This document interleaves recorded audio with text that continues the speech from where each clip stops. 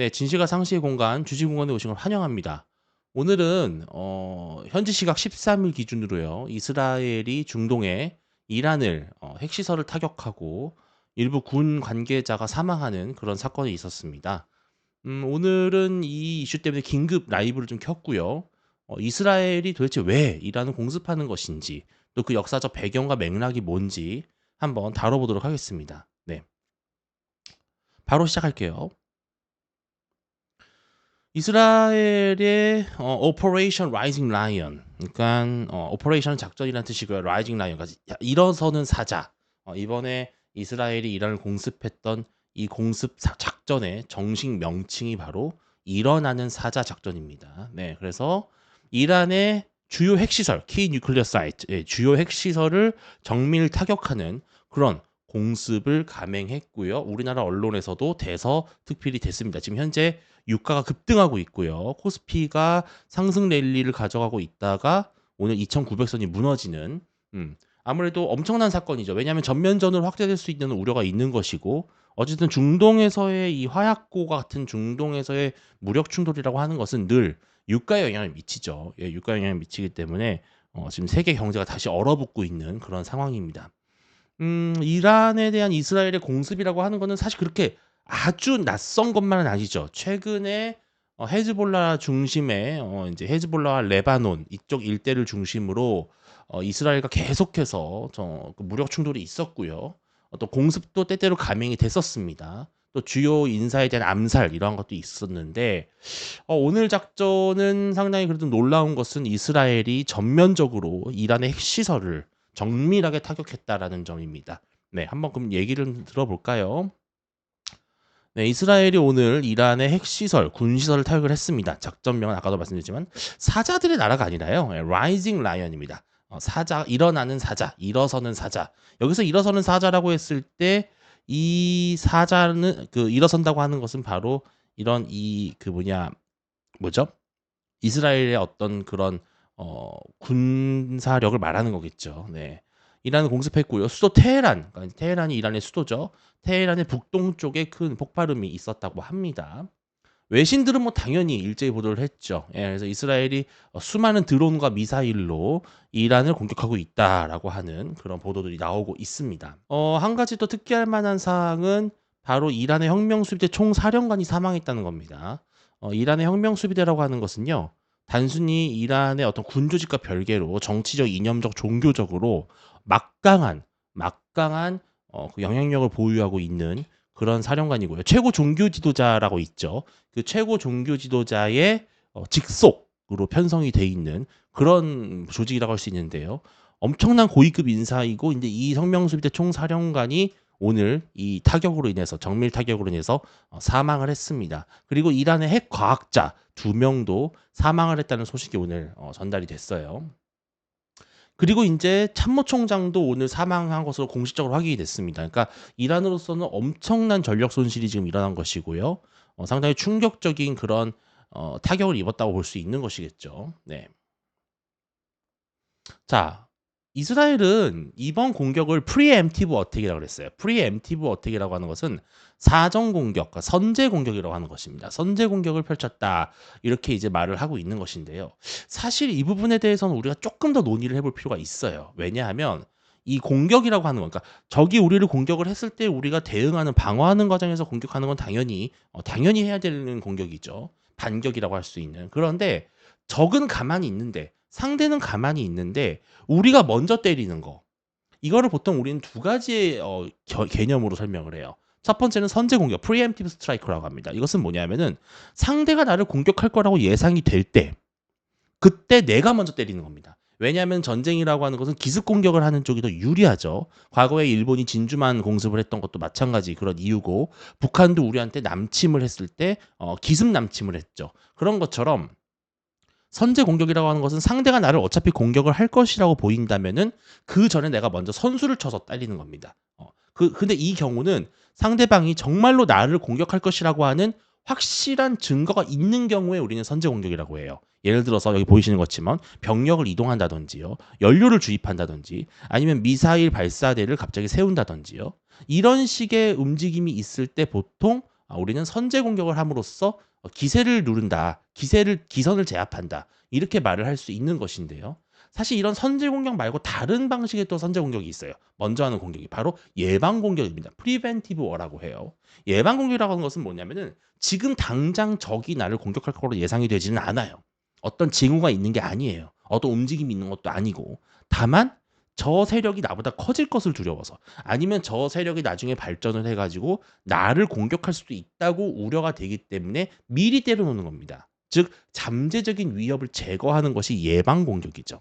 여기서 보시면은 적의 공격이 즉각적이지가 않고요. 어떤 공격의 의도와 능력이 아직까지는 입증되지 않았음에도 불구하고 내가 미리 때림으로써 나의 앞으로의 안전을 확보하는 차원, 이것이 바로 예방 공격인데요. 사실 이번에 이스라엘의 이란 공습이 선제 공격이냐, 즉 상대방이 우리를 공격할 거라는 확실한 징후가 있었기 때문에 때리는 것이냐, 아니면은 그런 것이 없음에도 불구하고 앞으로 이란의 핵 위협이 잠재적으로 매우 커질 것으로 보기 때문에 그래서 미리 제거하는 것이냐, 이거에 대한 논란의 여지가 있을 것 같아요. 앞으로 이제 국제사회가 이 부분을 갖고 상당히 많은 토론할 것인데, 저는 개인적으로는 선제 공격과 예방 공격이 어떤 중간쯤에 있는 것 같아요. 왜냐하면 이란의 어쨌든 대이스라엘 공습 위협이라고 하는 거는 언제나 잠재되어 있는 것이고, 실제로 이란이 계속해서 핵 위협을 고조시키는 그런 발언들을 해왔죠. 그러나 실제로 이스라엘을 이란이 공격할 만한 어떤 역량과 능력이 되느냐, 이 문제에 대해서는 우리가 좀 토론의 여지가 있어요. 어쨌든 다시 한번 말씀을 드리면은 이스라엘은 현재 이란을 먼저 친 겁니다. 그것을 많은 언론들은 현재 지금 선제 프리엠티브 어택, 프리엠티브 스트라이크, 선제 공격으로 지금 현재 이해를 하고 있는 것이죠.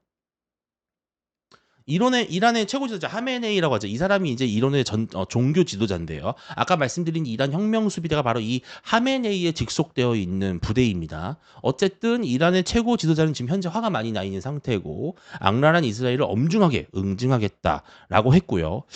지금 현재 나오는, 지금 확인되지는 않았지만 일각에서는 이런 말도 있어요. 지금 이란이 핵 무기를 쓸 수도 있다. 네. 한번 찾아볼까요? 지금 현재. 왜냐하면 이란이 핵 무기를 보유하고 있다라고 하는 추정들이 있었기 때문에, 그렇기 때문에 얼마든지 이스라엘의 핵을 떨어뜨릴 수도 있다, 이런 주장도 있는데요. 실은 저는 근데 이거는 별로 가망성이 없다고 생각을 해요. 왜냐하면 일단 이란의 그런 핵 능력이 당장 지금 핵무기를 가동해서 발사하거나 투하할 수 있을 만큼의 준비가 돼 있느냐. 왜냐하면 현재 이란은 공식적으로 핵실험을 한 것으로 밝혀진 사례는 없거든요. 또한 그런 핵이라고 하는 게요, 핵 무기만 중요한 게 아니라 핵을 운반하고 싣고 날리는 이른바 운송 수단이 필요합니다. 투발 수단이 되게 중요해요. 근데 이 핵을 안전하게 터지지 않고 이란 이스라엘 영토까지 가서 떨어뜨릴 수 있을 만한 그 정도의 핵 능력 미사일이 있느냐, 이란에. 거기에 대해서는 퀘스천 마크가 붙고 있는 거예요. 그래서 아무래도 이 이스라엘에 대한 직접적인 핵 공격은 위험할 것이다. 어려울 것이다. 이렇게 보는 시각이 많고요.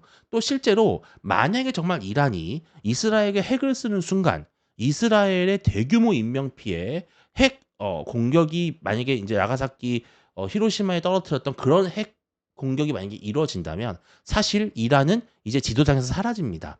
네, 미국이 가만히 있지 않겠죠. 유엔이 가만두지 않겠죠. 이란이란 나라 자체가 소멸될 가능성이 있죠.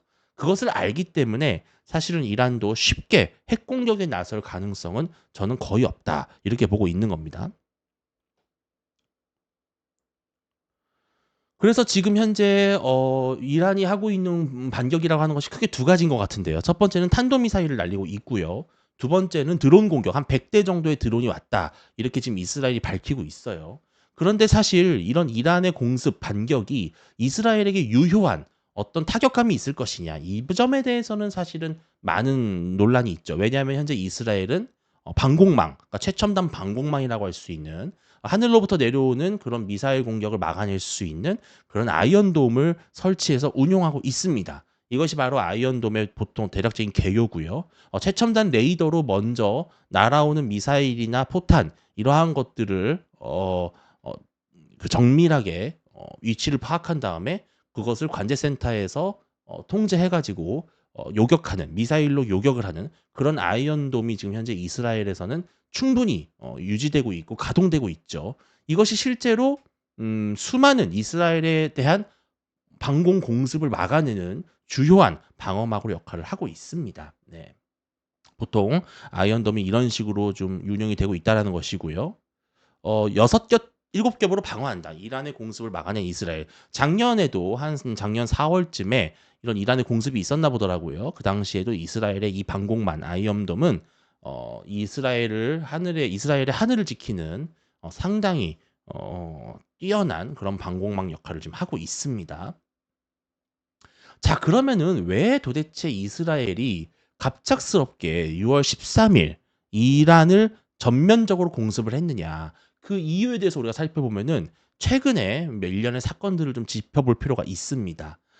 최근이었죠. 오늘이네요. IAEA라고 하는 국제 원자력 기구죠. 국제 원자력, 그러니까 세계적으로 원자력 활동을 감시하고 검증하고 안전성에 대해서 늘 리포트를 하는 그런 국제 기구 IAEA가 20년에 이란이란 나라가 핵 사찰을 제대로 받지 않고 있다. 이게 핵 사찰이라고 뭐냐면은 핵을 안전하고 평화롭게 쓰고 있다는 사실을 국제기구로부터 인정받기 위해서 핵 시설을 보여주는 겁니다. 이게 바로 핵 사찰인데요.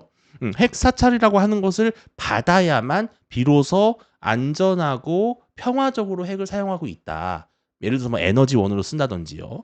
그런 것들을 입증해 주는 것인데 이것을 제대로 받지 않고 있다라는 것을 IAEA가 밝혔다라는 것이죠.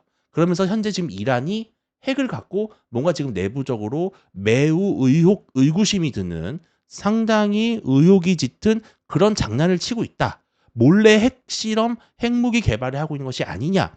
이런 공식적인 분석을 내놓으니까 이란이 어떻게 되는 거죠? 바로 상당히 격앙했다. 이런 말들이 나왔어요. 자, 그러면서 IAEA의 어떤 결의, 그러니까 이란이 지금 현재 제대로 지키지 않고 있다라고 하니까 갑자기 또 이란에서는 새로운 핵 농축 시설을 가동하겠다라는 식으로 맞대응을 한 겁니다. 즉 뭐냐 하면은 IAEA가 우리 트집을 잡고 있다. 우리를 억울하게 지금 누명을 씌우고 있어서 우리도 참을 수 없다. 우리는 그렇기 때문에 더 핵을 발전시킬 거야. 이런 식으로 이제 뻗대기 시작을 한 거죠, 이란이. 네. 이란은 늘 그런 패턴이었습니다. 바로 이 IAEA의 이런 보고서가 이스라엘로 하여금 이란의 핵시설을 타격해야 되겠다라고 하는 필요성을 느끼게 만든 그런 상당히 중요한 모멘텀이었던 것이죠. 네. 역시 마찬가지입니다. 이거 유엔에 있는 뉴스인데요. 이란이 not complying, 지키지 않고 있다라는 겁니다. 그러니까 핵에 대한 안전한 권고 기준이라든지 핵을 활용하는 데 있어서 준수해야 할 그런 가이드라인을 지금 현재 이란이 지키지 않고 있다라고 하는 보고서가 나온 거예요. 자, 실제로 그리고 IAEA가 뭘 찾아냈냐면은 바로 이란은 현재 이미 20년 전부터 상당히 중요한 그런 핵 관련된 실험들을 해왔다. 여기서 보시면은 테헤란의 secretive activity, 그러니까 이란 정부의 매우 비밀스러운 그런 핵 활동이 있었다는 것도 지금 국제사회에서 현재 지적을 하고 있는 겁니다. 그래서 이스라엘은 오늘 6월 13일에 이란의 핵시설을 타격하기로 결정을 내렸고 전격적인 일어나는 사자 작전을 감행을 한 것이다. 이렇게 보시면 될 것 같아요. 가장 중요한 게 뭐냐? 자, 트럼프가 알았냐라는 것이겠죠? 네. 사실은 트럼프가 알 수밖에 없습니다. 이것은 왜 그러냐면요. 아무리 이스라엘이 독자적인 결정으로 이란을 공습한다고 하더라도요.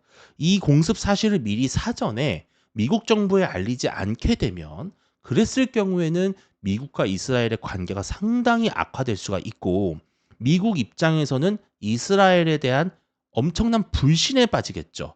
왜냐하면 이러한 공습들이 실은 미국 주민들, 그러니까 미국 국민들이죠. 이스라엘에 소재하고 있거나 혹은 다른 인근 중동 지역에 있는 미국 국민들에게 상당한 위기와 위협을 줄 수가 있어요. 그렇기 때문에 미국 정부가 알고 있느냐 알고 있지 않느냐는 매우 중요한 차이가 있습니다.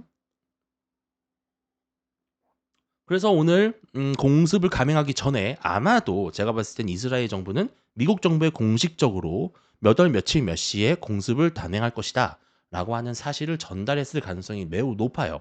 자, 그러나 트럼프 대통령은 이것에 대해서 알면서도 딱히 그것을 말린다든지 사전에 경고를 준다든지 그런 식의 움직임을 하지 않았다는 것이죠. 이 말은 즉슨 사실상 트럼프 행정부가 이스라엘의 이란 공습을 묵인했다. 암묵적으로 묵인했다. 이렇게 볼 수 있는 사건입니다. 그것은 불가피했음을 어떻게 보면 인정하는 것이나 다름이 없겠죠.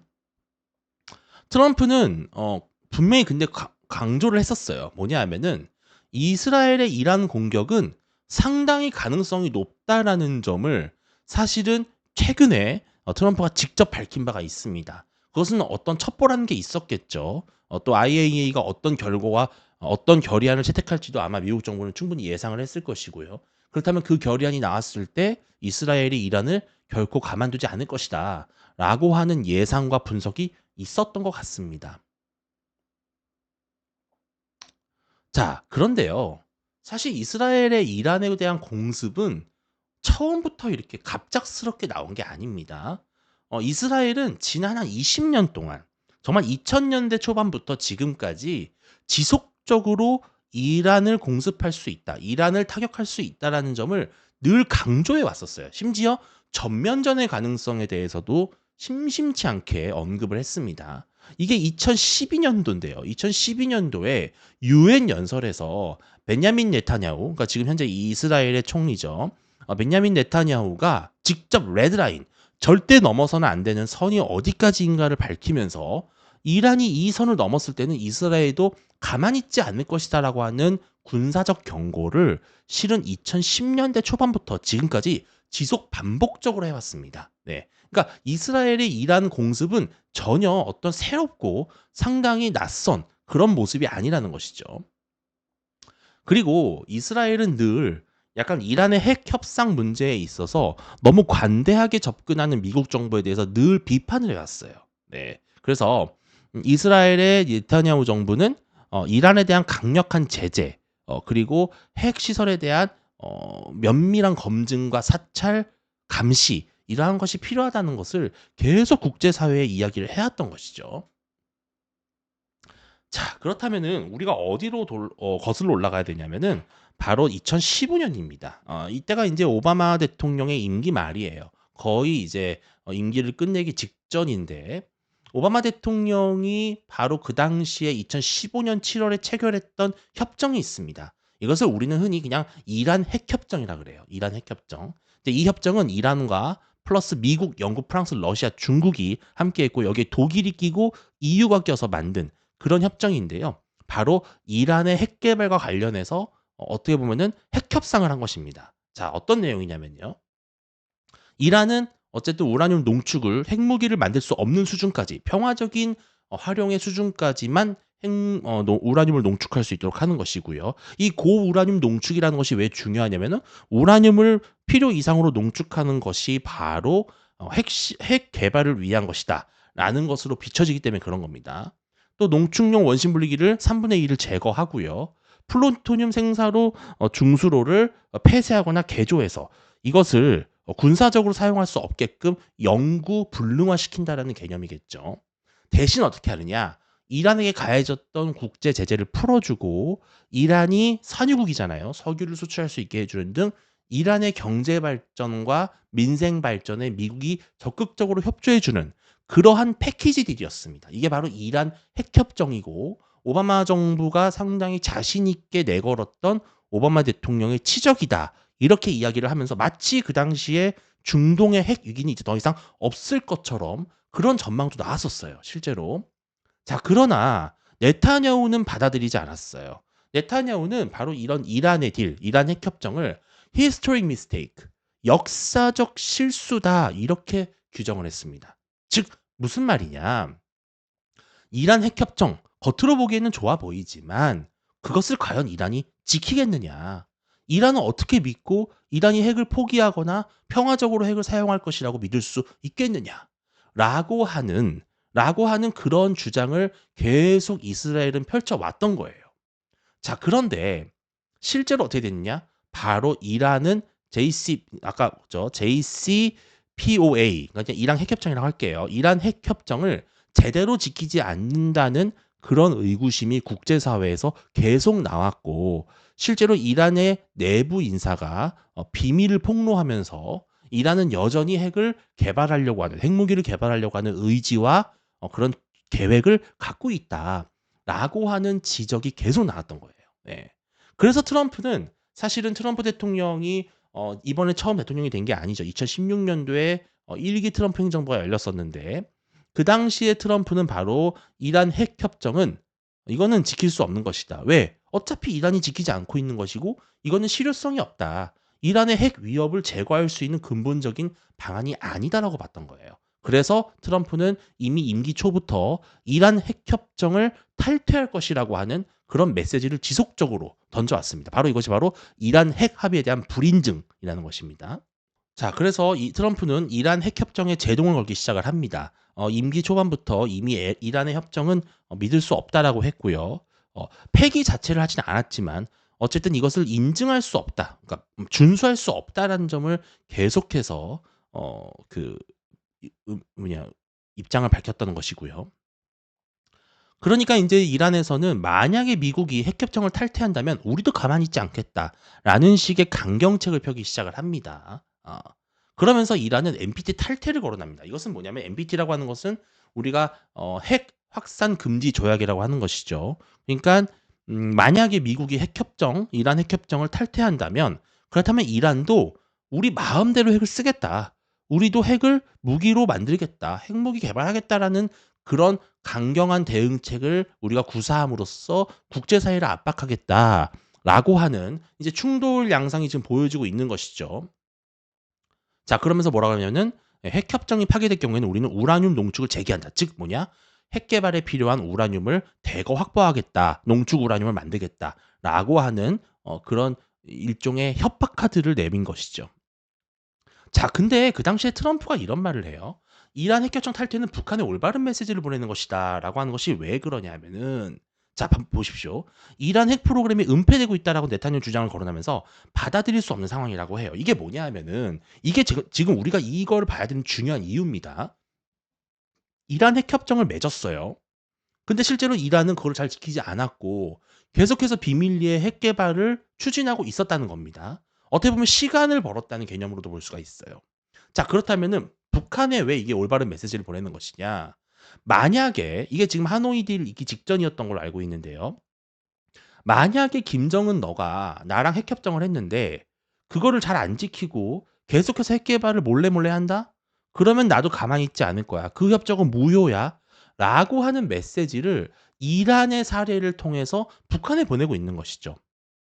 자, 그러면서 여기 읽어볼게요. 도널드 트럼프 대통령은 이란 핵 협정에서 미국이 탈퇴한다면 북미 정상회담을 그쵸. 그때 하노이 회담을 개최를 앞두고 북한에 잘못된 메시지를 주는 것이 아니냐. 왜냐하면은 핵 협정을 탈퇴하는 미국을 보면은 북한 입장에서는 나도 미국이랑 핵 협정을 맺어봐야 의미가 없겠네라고 생각할 수 있다라는 것이죠. 그런 질문에 대해서 오히려 트럼프는 뭐냐면은 그렇지 않다. 올바른 메시지를 보내는 것이다. 즉 뭐냐? 지킬 거면 정말 제대로 지키는 핵 협정을 맺을 생각을 해야지 대충 협정만 맺어놓고 겉으로는 핵 개발을 안 하는 것처럼 하면서 속으로는 핵을 계속해서 추진한다? 그러면 우리는 이건 협정 맺지 않을 거야. 라고 하는 메시지를 던진 것이었죠. 그리고 실제로 2018년도 하노이 회담은 결렬됐어요. 왜냐하면 트럼프 행정부가 그 당시에 김정은에게 영변이 아닌 다른 곳에 있는 핵시설에 대해서는 어떻게 할 거냐고 물어봤는데 거기에 대해서 김정은이 뚜렷한 입장을 내지 못했기 때문이죠. 즉 불신할 수밖에 없었다는 겁니다. 자, 그리고 2018년 5월 9일입니다. 바로 트럼프 대통령은 이란 핵협정 JCPOA를 공식적으로 탈퇴합니다. 즉 이란 핵협정은 사실상 백지화가 된 것이죠.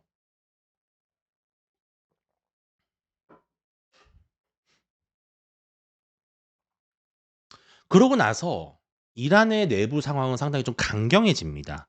2020년도 그러니까 2020년도 전까지만 해도 이란이 온건파가 사실은 득세했던 온건파가 집권을 했던 그런 모습이었는데 이때 인제 이렇게 트럼프가 핵협정을 탈퇴하고 나서 다시 이란이 상당히 강경화됩니다. 급진 이슬람주의의 세력들이 득세를 하면서 온건파가 물러나고 반미 보수파 즉 강경파가 들어서면서 이란 사회가 다시 한번 얼어붙기 시작을 해요.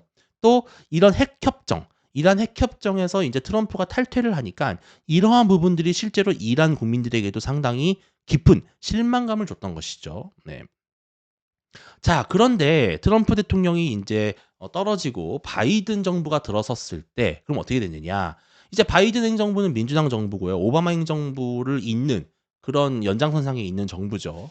그렇기 때문에 바이든 행정부라면은 다시 "이란 핵 협정, 이란의 핵 합의를 복원하지 않을까."라고 하는 국제사회의 기대감이 있었던 것 같아요. 그래서 당시에 그 이란 핵 협정에 참여했던 영국, 프랑스, 독일 이런 나라들이 바로 이란 핵협정 복원 움직임을 보이기 시작을 합니다. 자, 그런데 역시나 여전히 이스라엘은 반대합니다. "이란 핵협정으로 돌아가서는 안 된다. 그것은 뭐냐? 결국은 이란에게만 좋은 것만 해 주고 이란의 핵 위협을 근본적으로 제거할 수 있는 그런 방안은 확보하지 못한다."라는 것이 바로 이스라엘 네타냐후 정부의 지속적인 목소리였어요. 자, 그런데 어쨌든 바이든 행정부는 계속해서 이란 핵협정 복원을 노력을 합니다. 그래서 이란이 핵 프로그램을 만약에 일부 동결한다면은 이란에게 가해지고 있는, 그러니까 아까 트럼프 대통령이 이란 핵협정을 탈퇴하면서 다시 대이란 제재가 매우 강화됐거든요. 자, 그러한 것들도 일부 풀어줄 수 있다라는 식으로 했지만 오히려 이란이 받아들이지 않는, 왜냐하면은 완전히 제재를 해제해주지 않는 거라면은 우리도 그것에 응할 명분이 없다. 뭐 지금 김정은이랑 되게 비슷한 것이죠. 네, 그런 식으로 계속 대립이 됐습니다. 그리고 역시 네타냐후는 계속해서 지속적으로 다시 이란 딜, 그러니까 이란 핵 협정이 되는 것에 대해서는 강력히 반대한다라고 하면서 미국 사회에도 상당히 핵 협정 반대 목소리를 계속 냈습니다.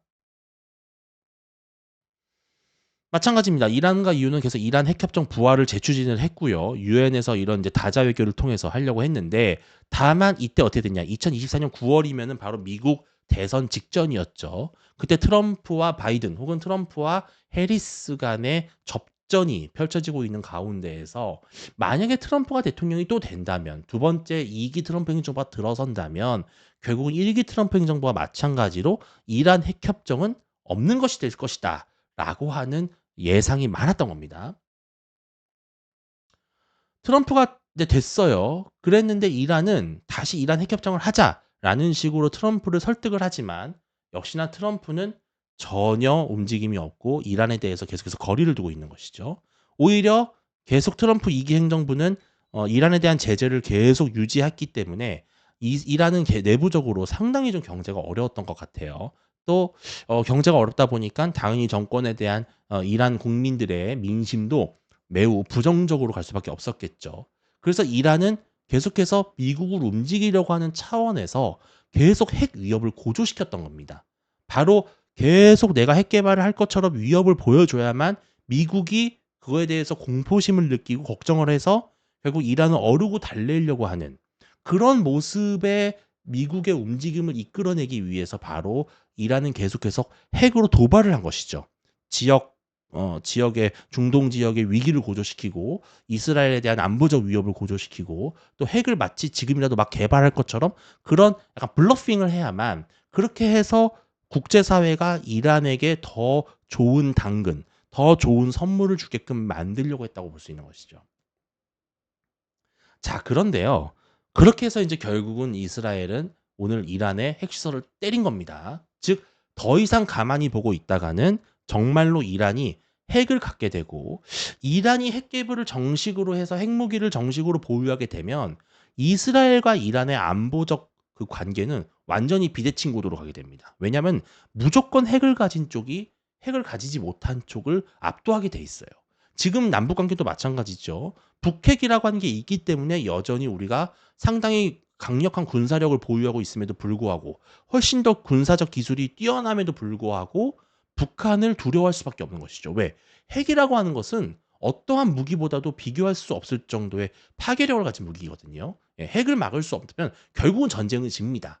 핵을 가진 국가가 핵을 가지지 못한 국가를 무조건 이기게 돼 있어요. 네, 그 핵을 완전히 제거하지 않는 한. 그렇기 때문에 절대로 핵을 그냥 그대로 만들게 둘 수 없다라고 판단을 했기 때문에 오늘 그런 타격을 한 거예요.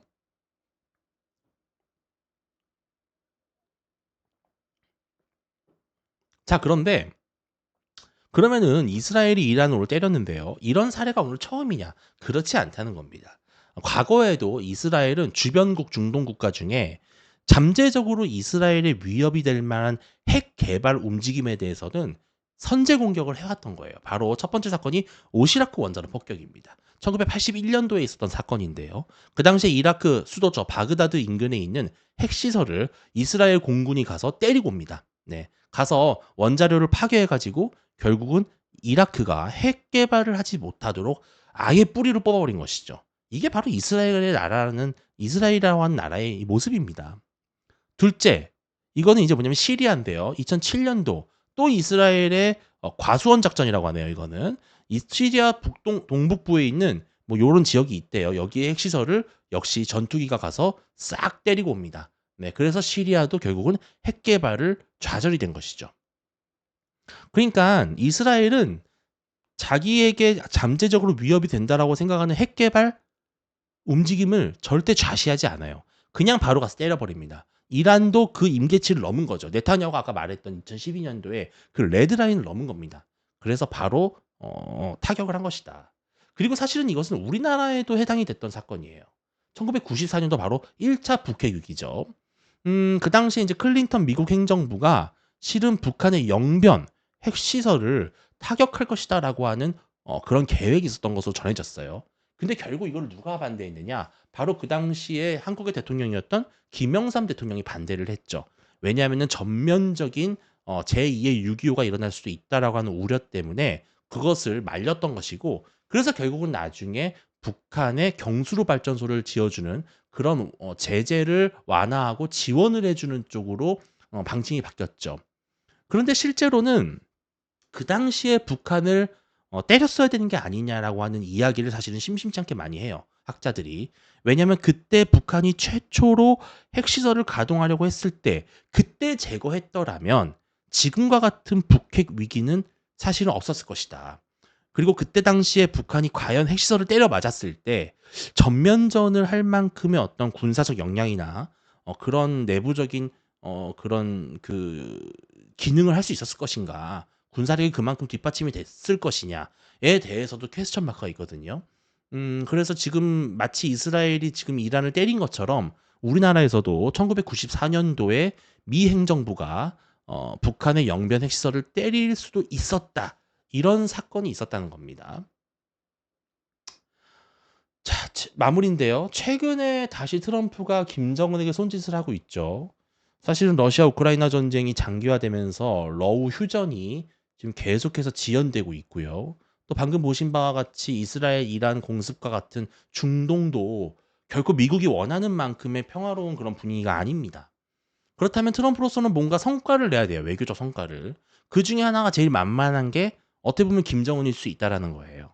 자, 그래서 이번에도 다시 트럼프가 섣불리 김정은에게 엄청난 선물을 주고, 트럼프 입장에서는 자신의 어떤 외교적 성과만, 치적만 쌓고 결국 북한은 또 그 사이에 시간과 돈을 벌어서 더 견고한, 더 위협적인 핵 무기를 보유하게 되는 것이 아니냐라고 하는 그런 우려가 있는 것이죠. 네. 자, 그런데 여기에 이재명 정부가 들어섰어요. 이재명 정부는 지금 대북 확성기 방송도 중단을 했고 상당히 대북 유화 제스처를 지금 펴고 있는 것이거든요. 이것이 이제 우리가 생각하는 이란 핵협정의 어떤 실패한 모델을 다시 부활시키는 것이냐 아니라는 그런 우려가 있을 수 있어요. 그러니까 뭐냐면은 그럴듯한 협정만 맺어놓고 제재 완화해서 북한의 경제만 좋아지게 만들고 그 사이에 북한은 또 비밀리에 핵 개발을 하고 핵시설을 확장하는 그런 악순환이 발생할 수 있다라는 것이거든요. 사실은 김대중 노무현 정부의 해협 정책도 그런 면에서 실패한 것이죠. 왜냐하면 제대로 된 북핵 제거를 하지 못했거든요. 그 사이에 북한은 수도 없이 많은 핵실험을 하면서 북한의 핵 능력은 엄청나게 발달한 것이죠. 거기서 개성공단이라든지 노무현 정부나 김대중 정부의 대북 지원이 결국은 북한의 핵 개발을 위한 자금으로 쓰였다라고 하는 그런 의구심도 많이 의혹도 많거든요. 그런 점을 고려했을 때 이란 핵협정이 우리에게 시사하는 바가 크고, 특히 자신들에게 잠재적으로 위협이 될 수 있는 핵시설을 선제적으로 타격하는 이스라엘의 그런 결단력, 어떤 실행 능력, 추진력, 그것은 사실 우리 남한이, 대한민국이 조금 눈여겨봐야 될 점이 아닌가라는 생각이 드는 거예요. 물론 전쟁이 나지 않는 게 좋은 것이고 선제 타격 없이 또 북핵을 제거할 수 있다라면 더할 나위 없이 좋겠죠. 그런데 실제로는 그렇지 못한 것이고 이대로 계속 북핵을 방치하게 되면 우리는 계속 북한의 핵을 머리 위에 지고 살아야 되는 그런 운명에서 벗어날 수가 없는 것이거든요. 네, 오늘은 이스라엘의 이란 공습 문제에 대해서 이슈를 다뤄봤고요.